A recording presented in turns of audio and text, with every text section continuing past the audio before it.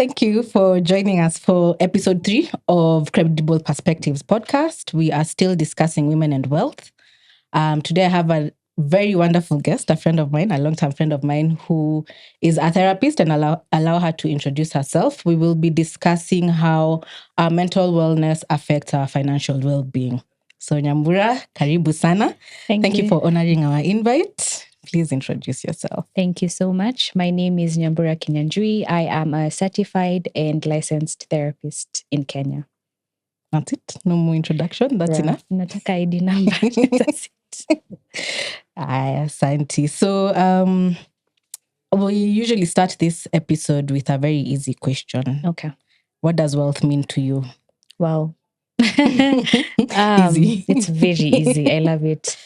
I think what I think wealth represents to me is a holistic thing. It's how you financially, how you mentally, how you spiritually or religiously, socially, and internally, and then as usual, emotionally. So that's what I think wealth is. I don't think I would measure wealth with quantity per se. Yeah. Basically quality of life. Quality of life. That's exactly it. All right. That's interesting. For purposes of this conversation and knowing your profession, we look at wealth specifically with regards to our mental well-being. So that, I guess, will cover internally, mentally, and emotionally. Based on your definition. Yeah. Do you want to take one and run with it, or do you want a specific question? No, I would actually like to throw back the same question to you. What does wealth mean to you? That's a very difficult question to answer because different... I should have just prepared me for this. I'm the one who asks questions, not you. I said interactive. Interactive. I agree with you. Wealth means being fit. Fit financially, fit mentally, fit emotionally, and physically. That's what wealth would mean to me. Okay, I love it. We can start with any. Yeah. All right. We are also gonna look a lot at what Gen Zs interpret wealth as, and what you've seen their interpretation has affected their behavior. Yeah. So from the top of your mind, what comes when I say that? First of all, social media. I think that Gen Zs, generally technology, phones, a lot of what people are picking up, a lot of content people are consuming is on the socials. There is definitely people, books, family, upbringing, all of that.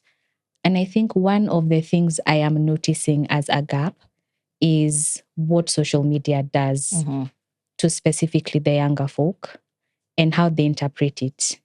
Say, for example, it's social media. I don't think everyone shows up as authentically. I'll not go on socials and be like, I'm crying, guys, because I went, my money, placed a bet, or whatever you would do on the socials, or say, I lost money because I did this and this.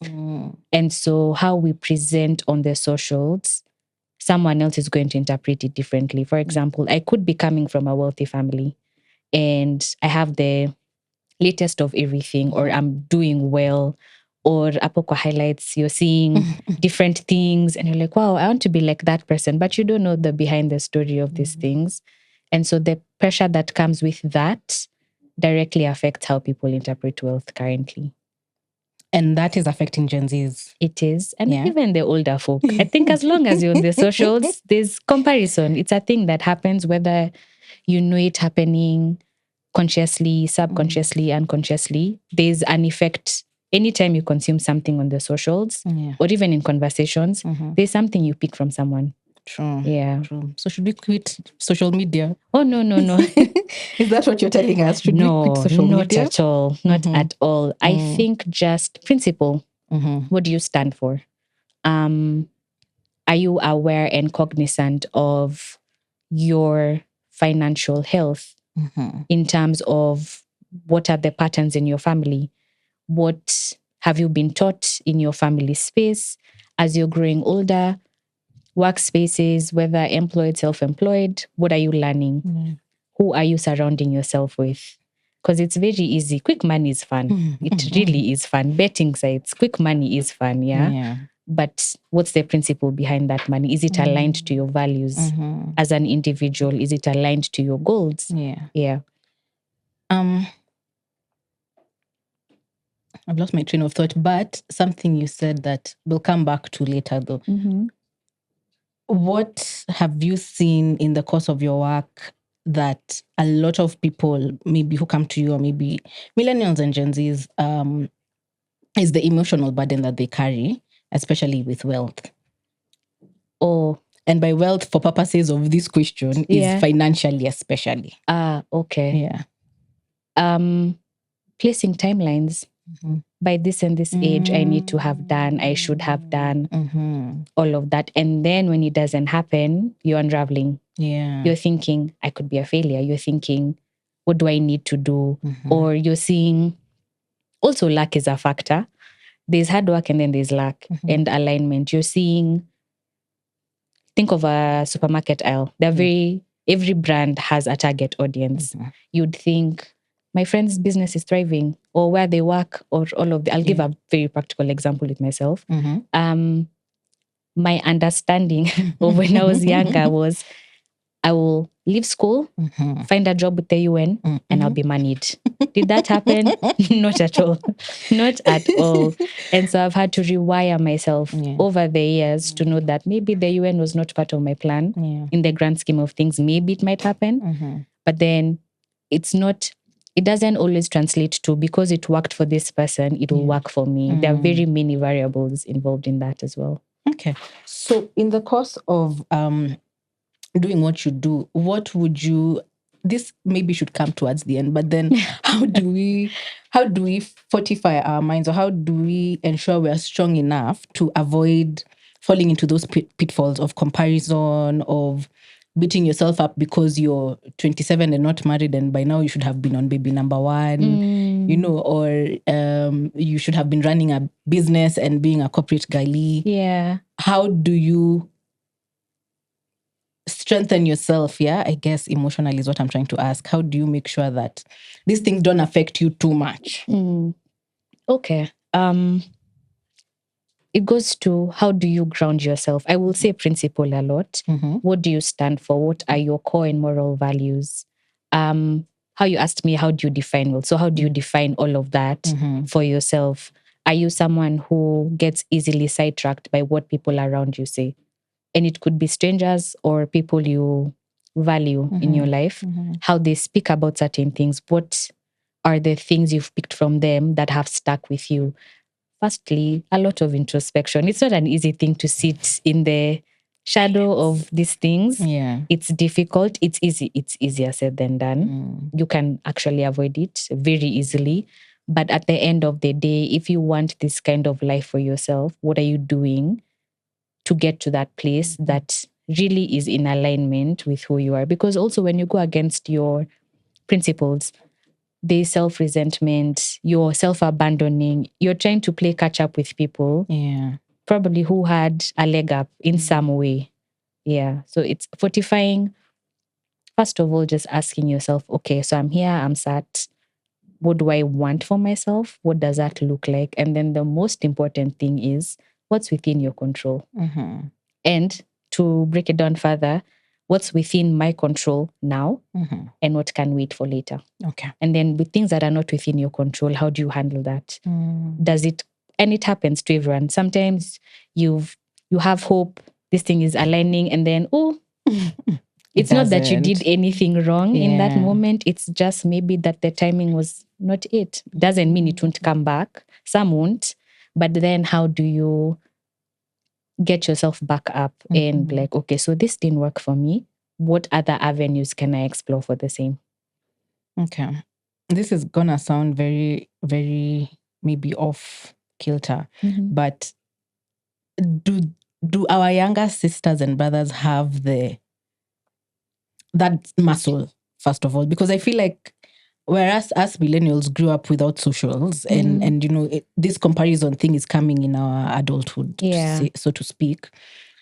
our kids, since we are of childbearing age, Yeah. and our younger siblings found social media, and so have built a lot of their personalities, a lot of their character based on possibly what they see. Yeah. Yeah. I don't want to name shows or people, but you get where I'm coming from. Yeah. So based on this person, I would like to have a makeup line. But do they have the ability, I guess, to actually know themselves?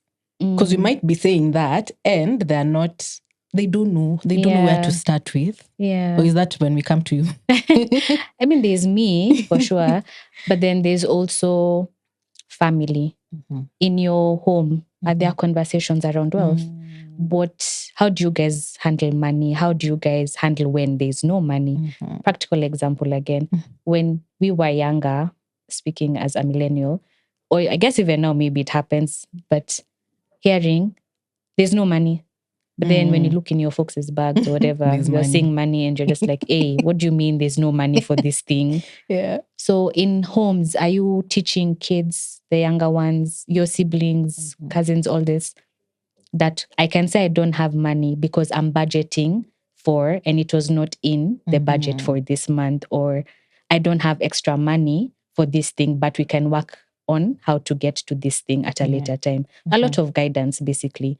Having conversations and check-ins in the sense of sitting down with these people, having forums where they can come and ask these questions and making it a safe space, because also that's very important. I can come to you with a question, maybe timing off, could be stuff going on behind the scenes for me, and then how I respond puts you in a space where you can't even come to me to have these conversations. And also telling, for if this is for everyone, really, it's okay to make mistakes. It happens. So what do you learn from the mistake? That's the most important thing. Okay, fair enough. Okay, I like that. So,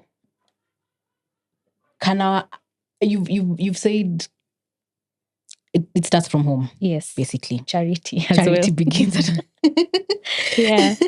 So what you're trying to say, or what I'm hearing, is that our background affects our money decisions. Yes. A lot. Yes. How can we make sure that, or how can we work either with or against our backgrounds to make better financial decisions? I think one of the things first we need to acknowledge is that financial conversations can sometimes feel like a taboo.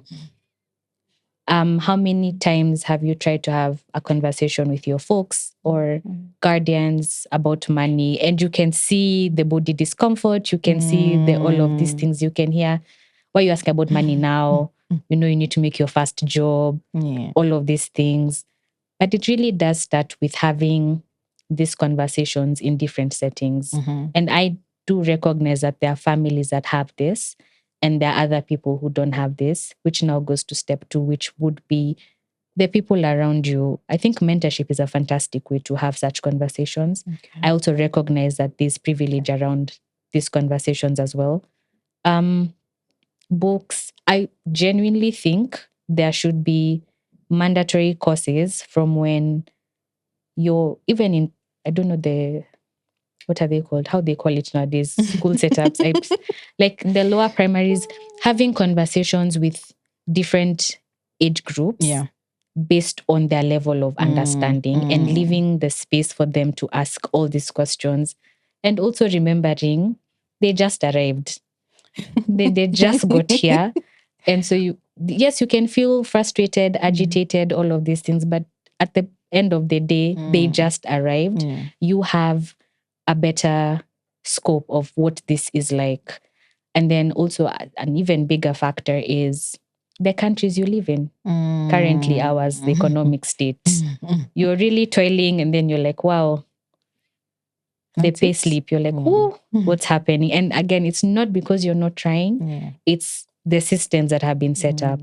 So in family, educational facilities, mentorship, different spaces, books also. I think that there should be books around again, to the level of different group understandings around money, having the conversations, how kids get allowance. You want to buy a sweet. Yeah. How much do you have in your allowance? etc, etc. Or this is not enough. You need this much amount to get to what you want to buy. Yeah. Piggy banks, savings, all these things. Or even responsibility, basically. It could be you're doing a chore. It's not child labor. Let's put a disclaimer. You're doing a chore. There are some homes I know that have different chores attracting different amounts of money. Okay. I grew up like that. Different chores, different. I did not grow up like that. Not at all. And also this kind of conversations in your social groups and your support systems where am I able to come and say, so maybe I lost my job, or I know we'd planned for this, but I can't show up. Yeah. So capacity is also very important, and honoring your capacity, not bending over backwards. And this doesn't mean that ideally the person doesn't want to show up in that way. It just means that maybe at this time they're not able to, and leaving the space for grace for that to also evolve.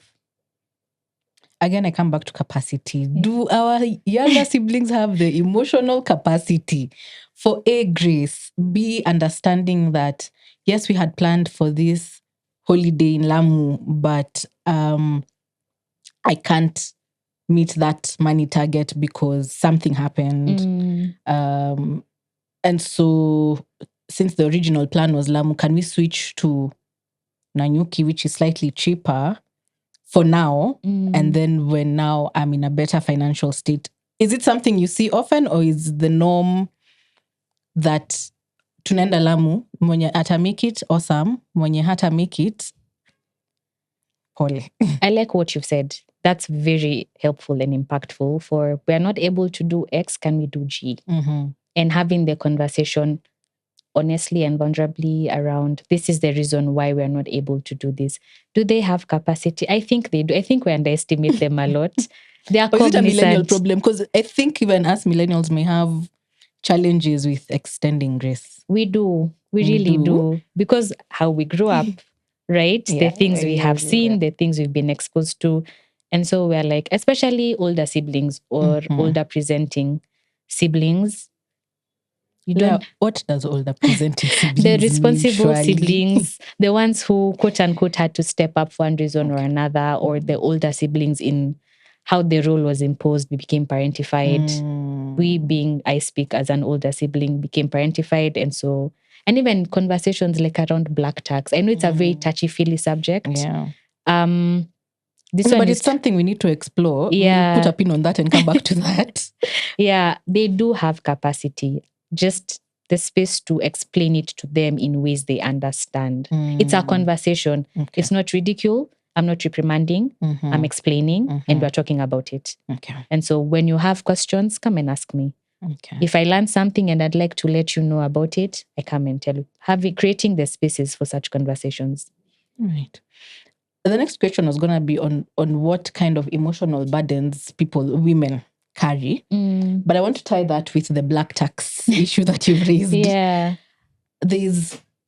What is the line? What is the line between being helpful and black tax? One, and two, as you answer that, what kind of emotional burdens have you seen people carrying with that? Is it part of what results in suicide, in cutting, in, borderline going crazy? What is borderline going crazy, please? The borderline going crazy is that one for kidogo. If we leave you to your own devices, you'll scream and start walking naked in the streets of Nairobi. But yeah, you get where I'm coming from. Okay. I'll probably answer in reverse, but I'll tie everything together. Okay. One very important thing about the mental health in general is some mental health or mental illnesses are genetic. So some of these things, really, you didn't pick it. It just so happened to have stumbled on you. And that does equally affect when high stress occurs. So if you are thinking, I need to go to school, my friends are in school, I need to do all of these things, and then there's no money in the home for that, that can be a very heavy trigger and activation for the same. What's helpful and what's black tax. That's a good question. Gosh, I think this is very subjective to upbringing, your home, and what is expected of you. I know boundaries, very fantastic word that you use. But a boundary is not meant to keep people out. That's a wall. It's a very big difference. And you can have financial boundaries and say, and again, black tax. I know it's a very, very extremely touchy-feely subject. What are you comfortable contributing? Number one, that's also, we acknowledge privilege that's at play in different circumstances. What are you able to contribute? What can you do as you? What can you band together as siblings to do? All of these things. I think that's really, that's how I would approach it, because I can't come and tell you. Also, I'm not allowed to just be like, don't do this. Ethically, that's wrong on my end. I can't come and tell you, oh, you need to stop playing black tax. How have I helped you in that regard? Because you are bringing, if you choose, that's fantastic. If it has been imposed on you, is there space to have conversation in your family about the same? So financial boundaries are also very, very important to have, and have conversations around that. I think I missed one other question. The emotional burdens people carry, women specifically carry. Societally, women as nurturers, caregivers, the home, that's a thing we've grown up knowing. It's my job to take care of this, this, and this. So one of the things maybe I would put on the table is, how do you split the burden? What's yours to carry and what's not yours to carry? If you're able to carry extra, how do you have this there's a lot of conversations to be had, definitely. How do you show up in those conversations? Are you showing up, I'm obligated to do this even when I'm pissed off or when I don't have money? Do you deny yourself? For example, and I know taking off the cloth off your back because you're helping your family for one reason or another, but what does that do to you eventually? Resentment, very silent emotion that creeps up. And then there's the anger that you're carrying, and you're wondering, why am I so angry with money or around money? Or anytime my phone rings or I get a text from my family, where am I pissed off? It's because you're like, so they've assigned me the role of the provider, give or take. And so it pisses you off or you get resentful, but the conversations help.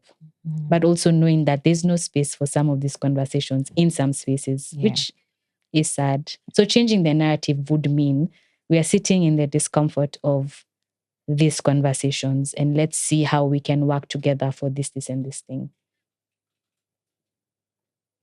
You've said so many nuggets. I'm not even sure which one to pick and run with, or just move on with the questions that I have. But I like that. Are there? I know this could also speak to what you're working on towards with spaces where people can actually have these conversations safely, where it's away from family, which may side eye you and be like, why are you complaining? You're the one with a job in this economy that we are currently in. Away from friends, where you feel like, and we've had this conversation, me and you, where sometimes you feel like some of your friends are ahead of you, and sometimes we feel like some of our friends are behind us and could do different. But do you know of any spaces, or are there any spaces where people have such conversations? Or are these spaces left to the wealthy to become wealthier? That's very good questions. I think you've answered the question in its own way. Are there spaces outside of therapy? And I know that therapy is not accessible to everyone, but there are on socials different therapists who talk about different things. So finding therapists who focus on like talking about money, that would be helpful. So you can consume content in that regard. You can go to therapy. And also some of these spaces you create for yourself in your social relationships. In your friendships, do you guys show up with vulnerability and say, I don't have the money for this? And when you do say that, how is that received? Because there's also that feeling of, I don't want to be a burden. Yeah. And that happens a lot to women. I don't want to be a burden. And so I'm going to toil and no one will know. But then on the flip side, no one will know and you're not saying. So you get angry and resentful. Yeah, There's no win-win here, There's no per se. win-win. Yeah, there's none. Should me and you be the ones to create these spaces where guys come and sit in a circle and just, We I can, dare say, can actually. firstborn girls? Should we be the ones creating the firstborn girl spaces for women to have these conversations safely?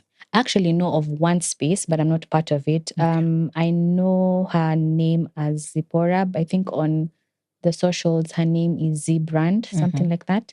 She does have a space for older daughters, oldest daughters, and they do, from the 2 or 3 things I've seen her do, they have the space to talk about the struggles they go through as firstborn daughters.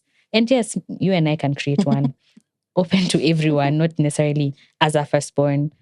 Yeah, we can. You create. We can try. We can try. What's one truth about healing and money you wish more women knew? That your worth is not tied to money. Ooh. Tweet that. It's not tied to money. And I recognize that as women, we have to work extra hard for a lot of things to be at par with our male counterparts. And so having conversations around equity and equality in workplaces, having spaces where we're making the same, we have the same role, we're making the same. It's not this one is earning more because they are of a different orientation from I am. Yeah. But how do you kind of find the balance? Because we may say that our worth is not tied to money and then end up going the extreme and attaching our worth to caregiving, for instance, attaching our worth to education, attaching our worth to how do we find the balance? That's a good question. I don't think there's a one size fits all type of answer for that. Let's go back to principle. Who are you at the core of your being as a person? What do you stand for? What are your core and moral values? If I'm spending this amount of money, does it align to what I want? But then also knowing, don't jinima. I'm not saying don't spend money. There's also holding on to money and then what next? Yeah. So the balance will come from within and with the support of your people. Okay. Yeah. Okay. What are some daily or weekly practices that help cultivate a mindset of wealth?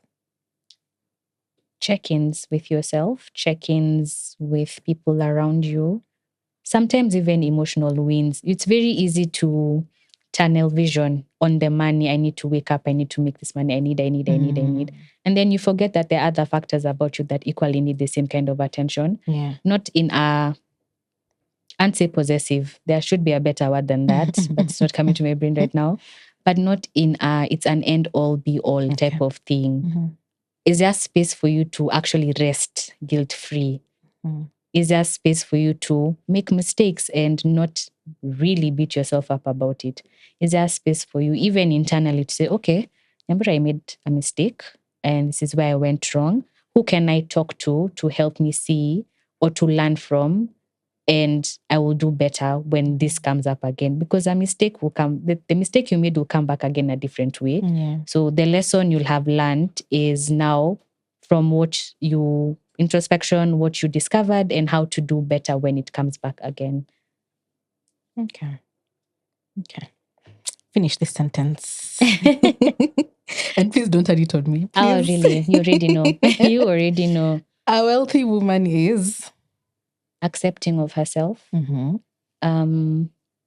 stands firm in who she is, accords herself grace. And not just me as Nyambura now, but me as Nyambura and all other versions of Nyambura. Okay. Yeah. A wealthy woman is a wealthy woman. Aki, I still have another 7 or so episodes to go. So can I put a pin on that and give you an answer? One here, the next one. A wealthy woman is a happy woman. A wealthy woman is a comfortable woman. A wealthy woman is, I'm really tempted to say strong in herself, but I'm tired of this strong women narrative. Yeah. Can we just go away from that? Yeah. But and that's where comfort comes in. She is resilient. She can hold her fort. She can hold her own with regards to life generally. On that one, for the strong woman, a wealthy woman is someone who is able to say, look, I need help. Yeah. There's saying I need help, and then there's also accepting the help, which is a difficult one for a lot of us. True. And that's why I was asking you if we can separate our worth from some of these things, where you end up, you need help, you need this assistance, but and it's there, it's available for you, but you just can't accept it. And say a very cliche statement. Please now do. That definitely sounds like a problem. You're the one who's not accepting, and there's reasons to it, truly valid reasons around it. But how long do you want to carry around like resentment? Resentment is very, very silent. You don't even know when it's creeping up. And then you start self-loathing. Yeah. It's the I'm not good enough. How do you speak to yourself? Are you speaking positively or negatively? Do you believe what you're saying about yourself? And a good indicator, I think, would be when you are asked to introduce yourself. How do you introduce yourself? Do you introduce the hats you wear? Or do you say, I like bubbles? Not the drink, like the bubbles for blowing. Yeah. How do you introduce yourself as well? I think that's homework for very many of us. How do we introduce ourselves in certain spaces? It's very interesting because I have recently also shed off very many titles I've had in my life, especially professionally. So it's, that space for who am I? Yeah. Who am I without all these titles behind me? So it's a fantastic conversation. Do you feel like you have more in you to say? Yes. Well, I was going to say definitely I'm a therapist, have a lot to say, but not so much as a therapist in the professional sense with their title. It's the also knowing seasons, learning to work with seasons, just like peak off peak, the seasons in your life, and just knowing that in this season, this is the most I can give of myself. In this season, this is this version of me that's showing up. Yeah. Okay. I think I'm just checking to see if all the questions I had are done. Okay. Since you wanted to throw this back at me, do you have any question for me? Oh yeah, misconceptions. Do you have any misconceptions around wealth that you've had to shed off? Do I have any misconceptions about wealth that I had to shed off? Not really. I am part of the team that you called privileged that had these conversations with our parents and our family from a very young age. And so I had the benefit of having a parent that is in the financial sector. And so a lot of the conversations that people are having now, I had at 9, 10, issues of budgeting. I learned how to budget at a very young age, issues to do with saving. I had the Jumbo Junior. I had a red elephant. Yeah. I had a red elephant. And the beauty is when I turned 18 and the account came to me, the amount of money that I had saved came to me. And so my challenge at that time was I'm in uni, so there's party, freedom. So the challenge then was, how do I manage the money that I had saved? And so for me, it's acknowledging that I do come from privilege in that way. Not that I grew up rich. We are definitely not from that kind, but we had those conversations from a very young age. And so I think the greatest lesson for me has been extending grace to people who didn't have such conversations and opening myself up to having such conversations with anyone who's willing or who comes to me with questions on how do I manage my finances, especially. We discussed wealth with regards to emotions as well, all that. Again, I come from a background that believes in professionalism. So if I feel sick in my body, I'll go straight to the doctor. Yeah. But if I feel a bit disjointed and disgruntled and my mental health is not A+, there was also room for therapy. It was never looked at like, umekuwa mwendo wazimu tupeleke madhare. It was never that. Yeah. It was never that. There was room for that as well.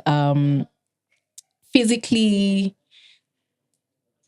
took up activities that engaged me physically. So also went to schools that I keep joking and telling people not any polling stations, but they were good and they helped us be well-rounded people. And so I see even with my peers, there was a bit of that. I do agree with something you said earlier about integrating conversations to do with wealth, and especially money from a young age. Yeah. I see the benefit it's had on me and those who have been in similar circles as me, who have benefited from such conversations. And so I agree with you fully. We need to have such conversations from a young age. I grew up in a home where there was no space for that. And if there was, I have no recollection of it ever happened. So a lot of what I have learned, unlearned, I am learning, relearning is on my own volition. And that also now puts you in a different space for comparison. There's a lot of comparison on that level. And feeling like you're falling behind, hearing people say, I bought a shamba, and you're just like, wow. I mean, tuko na shamba neza kanyaga, but si yangu type of thing. Yeah. I think also in those spaces in your friendships or community at large, just having this space to... There's also a shame that can be attached to wealth, actually, where you don't speak up because you don't know what to say, because you don't feel like you belong in that table. And it's not because you don't have something to say. It's just that I don't have the words that you're speaking around this thing type of thing. So there's also that, which can be daunting. There's financial confidence as well. Yeah. And then you're feeling like you have to shrink yourself, but also knowing how else are you going to learn? Yeah. Asking the questions, and also, I guess, just being discernment and intuition, I guess, of knowing that in this space, I have put in the work, I put in the effort, and I can show up in this regard. I can show up naked in this regard and say, guys, I actually don't know how to save. Can someone teach me how to do that? Yeah. You're done? No more questions? No more questions. All right. What's happening at the end of this month?